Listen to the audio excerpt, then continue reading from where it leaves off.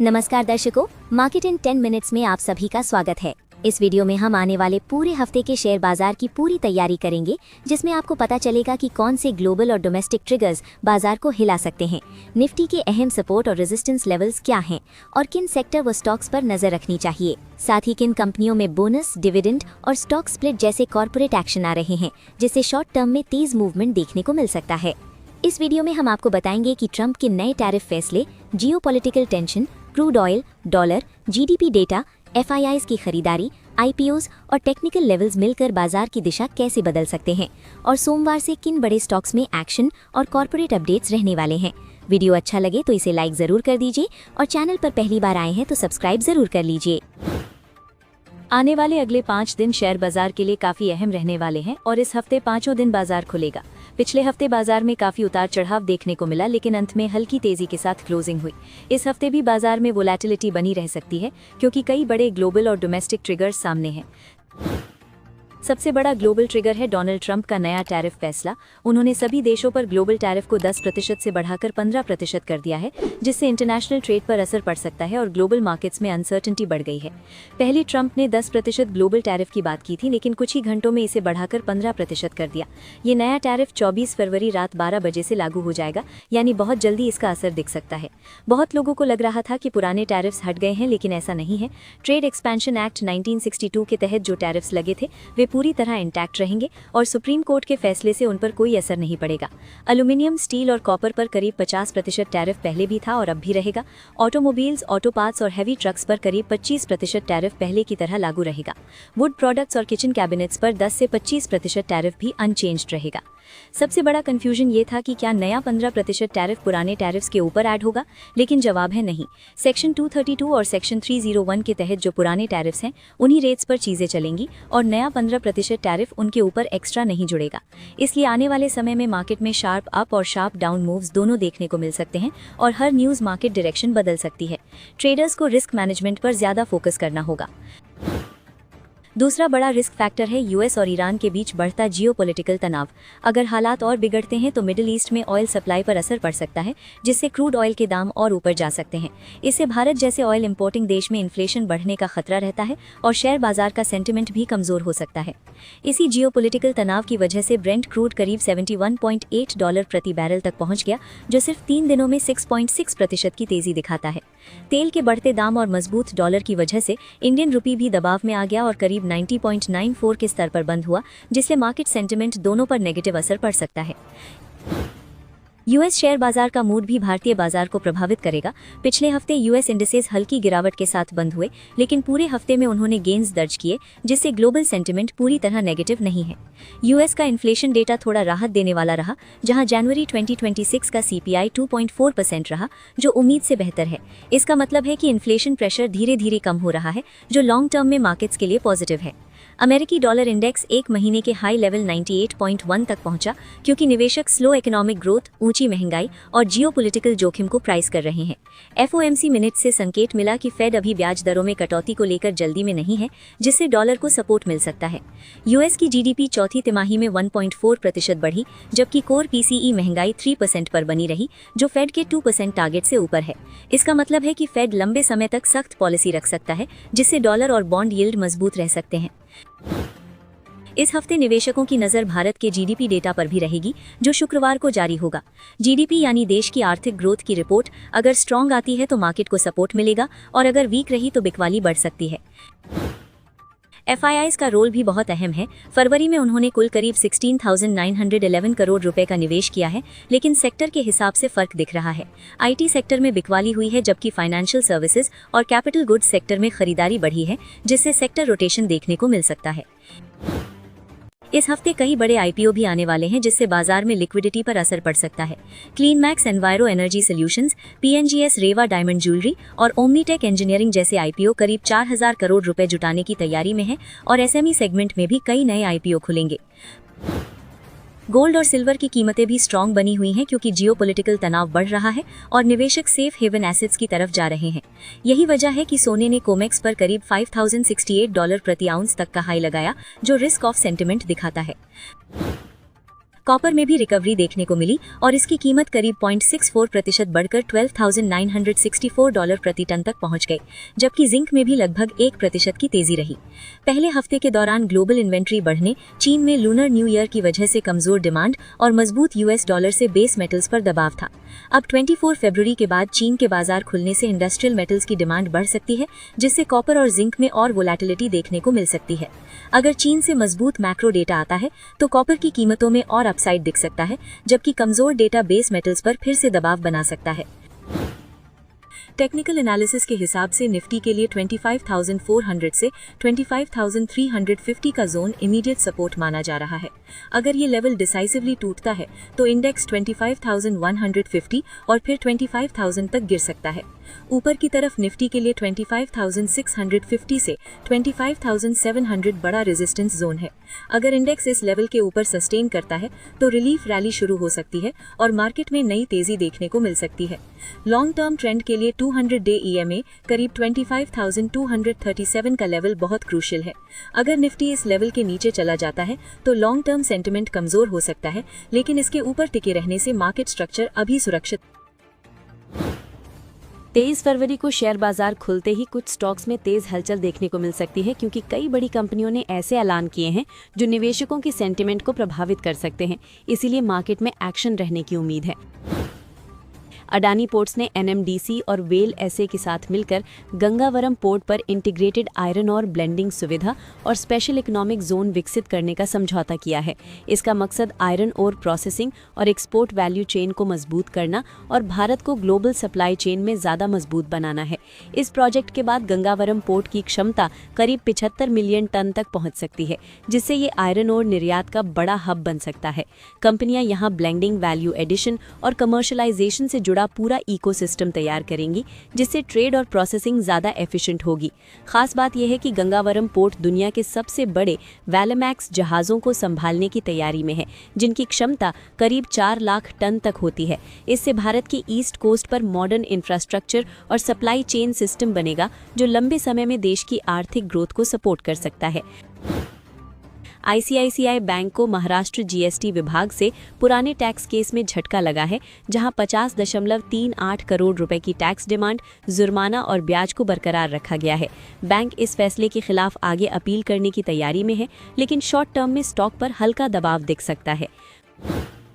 भारतीय एयरटेल ने Z scalar के साथ मिलकर भारत में एआई और cyber threat research centre launch किया है। इसका मकसद डिजिटल सिक्योरिटी मजबूत करना और एंटरप्राइज ग्राहकों के लिए नई टेक्नोलॉजी सॉल्यूशन तैयार करना है, जिससे कंपनी के डिजिटल बिजनेस को नई ग्रोथ मिल सकती है।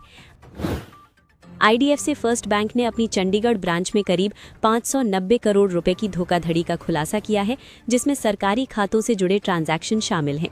बैंक ने 4 अधिकारियों को सस्पेंड कर दिया है और फोरेंसिक ऑडिट और पुलिस जांच जारी है, जिससे निवेशकों की नज़र इस स्टॉक पर बनी रहेगी।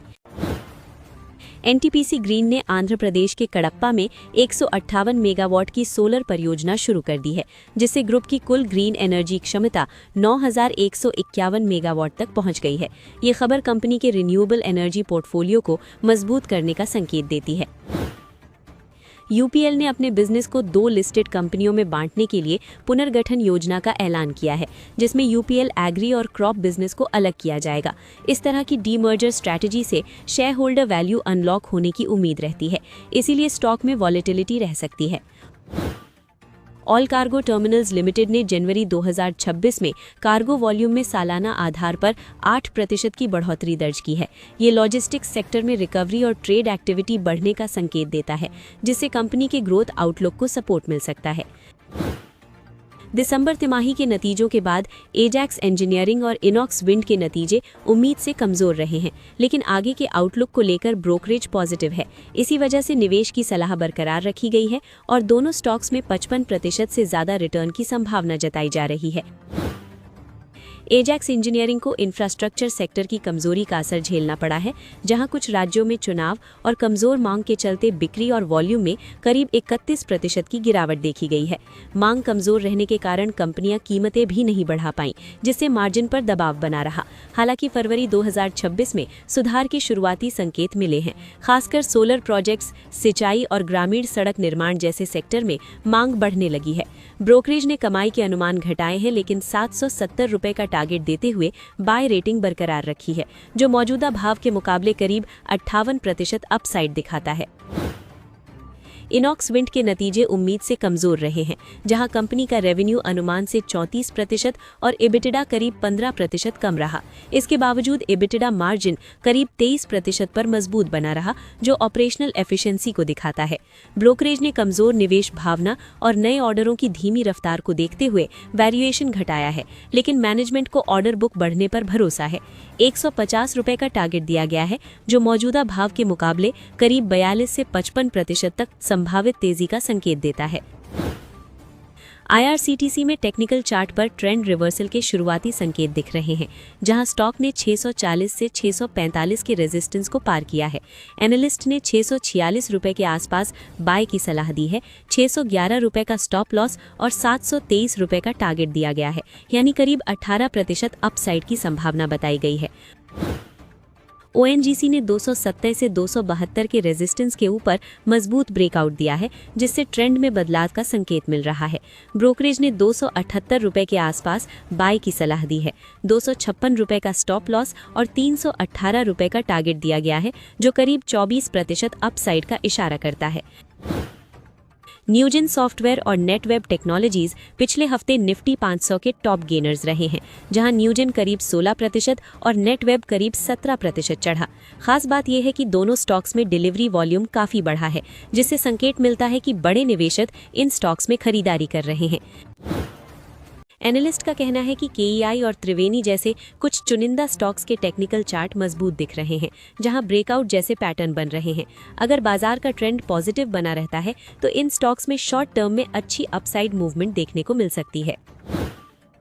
अगले हफ्ते कई कंपनियों के कॉर्पोरेट एक्शन से जुड़े बड़े अपडेट आने वाले हैं, जिससे कुछ स्टॉक्स में तेज मूवमेंट देखने को मिल सकता है। बोनस शेयर, डिविडेंड और बोर्ड मीटिंग से जुड़ी खबरें निवेशकों के लिए अहम रहने वाली हैं। LKP फाइनेंस ने 4:1 अनुपात में बोनस शेयर देने का ऐलान किया है, यानी जिनके पास 1 शेयर है उन्हें 4 अतिरिक्त शेयर मुफ्त मिलेंगे।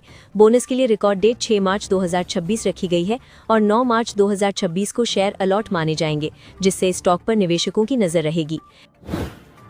SBI लाइफ इंश्योरेंस कंपनी की बोर्ड बैठक 25 फरवरी 2026 को होने वाली है, जिसमें वित्त वर्ष 2025-26 के लिए अंतरिम डिविडेंड पर फैसला लिया जाएगा। अगर डिविडेंड घोषित होता है तो 6 मार्च 2026 रिकॉर्ड डेट होगी। नेटरॉल इन्वेस्टमेंट्स लिमिटेड की बोर्ड बैठक भी 25 फरवरी 2026 को होगी, जिसमें वित्त वर्ष 2025-26 के लिए अंतरिम डिविडेंड पर विचार किया जाएगा, जिससे स्टॉक में भी हलचल देखने को मिल सकती है। इसके अलावा कई और कंपनियों की बोर्ड मीटिंग्स अगले हफ्ते हैं, जहां डिविडेंड और नतीजों पर चर्चा होगी। स्टोविक इंडस्ट्रीज की बैठक 23 फरवरी, श्रीजी शिपिंग ग्लोबल की 24 फरवरी, KSB की 25 फरवरी, जॉन कॉकरेल इंडिया की 26 फरवरी और भारत इलेक्ट्रॉनिक्स की 27 फरवरी को तय है। इन बैठकों के बाद इन स्टॉक्स में मूवमेंट देखने को मिल सकता है, इसलिए निवेशकों को इन डेट्स पर नजर रखनी चाहिए। अगले हफ्ते 7 कंपनियों के शेयरों में कॉर्पोरेट एक्शन का असर देखने को मिल सकता है, क्योंकि इन कंपनियों की रिकॉर्ड डेट मंगलवार या उसके बाद पड़ रही है। ऐसे में निवेशकों के पास बोनस, स्टॉक स्प्लिट और डिविडेंड का फायदा लेने का आखिरी मौका है। इन्फोबीन्स टेक्नोलॉजीज ने बोनस शेयर देने का ऐलान किया है और इसकी रिकॉर्ड डेट 27 फरवरी तय की गई है। कंपनी हर एक शेयर पर 3 बोनस शेयर दे रही है, यानी निवेशकों के शेयरों की संख्या बढ़ जाएगी। शुक्रवार को स्टॉक करीब 2% की तेजी के साथ 889 रुपए पर बंद हुआ। फाइनेक्स कैपिटल ने स्टॉक स्प्लिट का ऐलान किया है और इसकी रिकॉर्ड डेट 25 फरवरी रखी गई है। कंपनी 10 रुपए फेस वैल्यू वाले शेयर को 1 रुपए फेस वैल्यू वाले शेयरों में बदलेगी, जिससे शेयर की कीमत कम और ट्रेडिंग में लिक्विडिटी बढ़ सकती है। एंजल वन ने भी स्टॉक स्प्लिट करने का फैसला किया है और इसके लिए रिकॉर्ड डेट 26 फरवरी तय की गई है। यहाँ भी 10 रुपए फेस वैल्यू वाले शेयर को 1 रुपए फेस वैल्यू वाले शेयरों में बदला जाएगा, जिससे छोटे निवेशकों के लिए शेयर ज्यादा सस्ता दिखाई दे सकता है। AK कैपिटल सर्विसेज अपने निवेशकों को 22 रुपए प्रति शेयर का डिविडेंड दे रही है और इसकी रिकॉर्ड डेट 24 फरवरी है। NBCC इंडिया ने 0.12 रुपए प्रति शेयर का अंतरिम डिविडेंड घोषित किया है और इसकी रिकॉर्ड डेट 25 फरवरी तय की गई है। धुनसरी वेंचर्स 3.5 रुपये प्रति शेयर का डिविडेंड दे रही है और इसकी रिकॉर्ड डेट 27 फरवरी है। स्पाइस आइलैंड्स इंडस्ट्रीज ने 0.5 रुपये प्रति शेयर का डिविडेंड देने का ऐलान किया है और इसकी रिकॉर्ड डेट भी 27 फरवरी तय की गई है, जिससे निवेशकों को कैश रिटर्न मिलेगा। इस हफ्ते म्यूचुअल फंड इंडस्ट्री में काफी हलचल रहने वाली है क्योंकि कुल 8 नए फंड सब्सक्रिप्शन के लिए खुल रहे हैं। फंड हाउस अपने प्रोडक्ट पोर्टफोलियो में गैप भरने के लिए नए स्कीम लॉन्च कर रहे हैं, जिससे निवेशकों के पास अलग अलग कैटेगरी में निवेश के नए ऑप्शन मिलेंगे। कैपिटल माइंड म्यूचुअल फंड के 2 फंड लॉन्च हो रहे हैं, कैपिटल माइंड आर्बिट्राज फंड और capital mind multi asset allocation fund, जो 23 फरवरी से 9 मार्च 2026 तक खुले रहेंगे। दोनों स्कीम्स में न्यूनतम निवेश 5,000 रुपये रखा गया है, जो मल्टी एसेट और लो रिस्क स्ट्रैटेजी चाहने वाले निवेशकों के लिए दिलचस्प हो सकते हैं। एबिकस स्मॉल कैप फंड 26 फरवरी से 12 मार्च 2026 तक खुलेगा और इसमें न्यूनतम निवेश सिर्फ 500 रुपये रखा गया है। ये स्मॉल कैप सेगमेंट में निवेश का मौका देगा, जहां रिटर्न की संभावना ज्यादा होती है लेकिन रिस्क भी ज्यादा रहता है। Aditya Birla SL BSE top 10 bank ETF 23 फरवरी से 25 फरवरी तक खुलेगा और इसमें 500 रुपये से निवेश शुरू किया जा सकता है। ये एक पैसिव फंड है जो टॉप 10 बैंकिंग स्टॉक्स को ट्रैक करेगा, जिससे बैंकिंग सेक्टर में डायरेक्ट एक्सपोजर मिलेगा। Canara Robeco banking and financial services fund 27 फरवरी से 13 मार्च 2026 तक खुलेगा और इसमें न्यूनतम निवेश 5,000 रुपये रखा गया है। ये फंड खास तौर पर बैंकिंग और फाइनेंशियल सेक्टर पर फोकस करेगा, जो आमतौर पर बुल मार्केट में अच्छा परफॉर्म करता है। HDFC Income Plus Arbitrage Omni FoF 27 फरवरी से 11 मार्च 2026 तक खुलेगा और इसमें सिर्फ 100 रुपये से निवेश किया जा सकता है। ये फंड ऑफ फंड्स है, यानी ये दूसरे फंड्स में निवेश करेगा, जिससे डाइवर्सिफिकेशन और लो रिस्क इनकम स्ट्रैटेजी मिल सकती है। Nippon India CRISIL IBX financial services 9 to 12 months debt index fund 23 फरवरी से 25 फरवरी तक खुलेगा और इसमें न्यूनतम निवेश 1,000 रुपये रखा गया है। ये शॉर्ट टर्म डेट फंड है जो कम रिस्क और स्टेबल रिटर्न चाहने वाले निवेशकों के लिए डिजाइन किया गया है। ट्रस्ट म्यूचुअल फंड का मिड कैप फंड 27 फरवरी से 13 मार्च 2026 तक खुलेगा और इसमें 1,000 रुपये से निवेश शुरू किया जा सकता है। ये मिड कैप सेगमेंट पर फोकस करेगा, जहां स्मॉल कैप से कम रिस्क और लार्ज कैप से ज्यादा ग्रोथ की